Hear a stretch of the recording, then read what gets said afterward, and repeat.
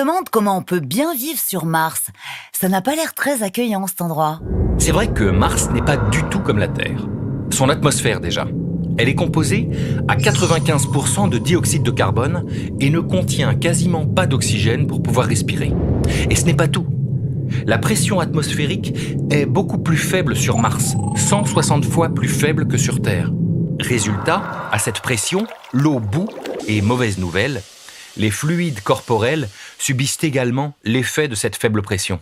Les fluides corporels, tu veux parler de la salive, par exemple ? Oui, voilà pourquoi l'astronaute ne doit jamais sortir sans une combinaison spatiale pressurisée, sous peine de voir sa salive, mais aussi son urine ou sa sueur bouillir, ainsi que ses organes enflés et gonflés comme des ballons de baudruche. Stop, j'ai compris, n'en rajoute pas.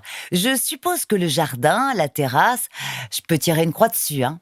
Oui, une habitation martienne doit être hermétique, comme un sous-marin. Il faut donc un sas d'entrée pour réguler la pression et l'air. En plus, comme l'atmosphère de Mars est chargée en poussière minérale, elle attaque tous les joints qui devront être renforcés.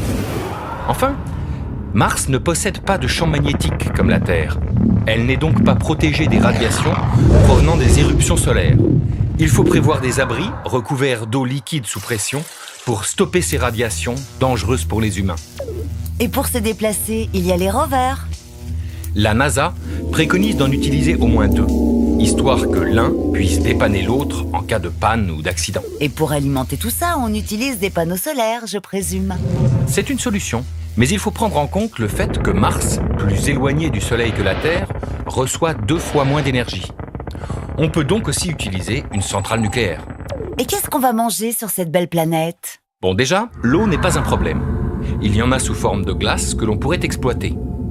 En revanche, c'est vrai, il n'y a rien à manger. C'est pour ça que les astronautes embarqueront assez de conserves et de nourriture déshydratée pour pouvoir se nourrir.